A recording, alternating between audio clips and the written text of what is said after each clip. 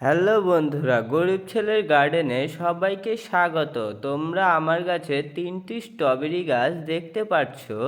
তার মধ্যে আজকে আমি একটি স্ট্রবেরি গাছটিকে এই হাঁড়ির মধ্যে প্রতিস্থাপন করব।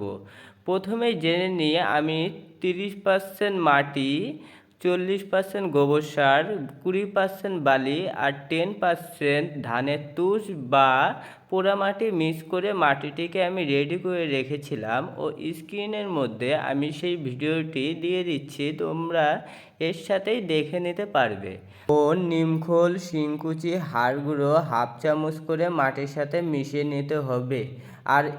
আর একটি গুরুত্ব কাজ করতে হবে, সেটি হলো ফাঙ্গিসাইড পাউডার 1 চামচের মতন মিক্স করে নিতে হবে মাটির সঙ্গে। মাটিটিকে রেডি করার পর তোমরা জানোই কি করতে হবে। অন্তত একদিন পর গাছটিকে রোপণ করে দিতে হবে ওই মাটিতে, যেমন আমি করছি। প্রথমে আমি হালকা করে গর্ত করে নিয়েছি, নেওয়ার পর আস্তে করে ক্যারি ব্যাগটিকে খুলতে হবে যেন কিছু শেকড় কেটে যেন না যায়। তার থেকে ফাঙ্গাসের আক্রমণ বেশি দ্রুত গাছের মধ্যে প্রভাব ফেলবে।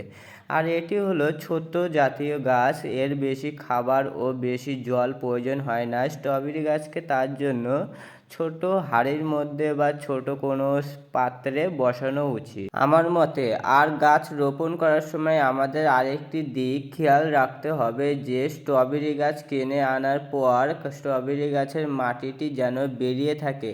আমরা বড় গাছের ক্ষেত্রে যেরকম মাটি দিয়ে 1 ইঞ্চি ভরে দিই গোড়া পর্যন্ত, এই গাছটিকে ঢাকা যাবে না, মাটিটিকে একটু উপরে রাখতে হবে গাছের গোড়াটিকে, যেমন আমি রাখছি আমার ভিডিওর মাধ্যমে তোমরা দেখতেই পারছো।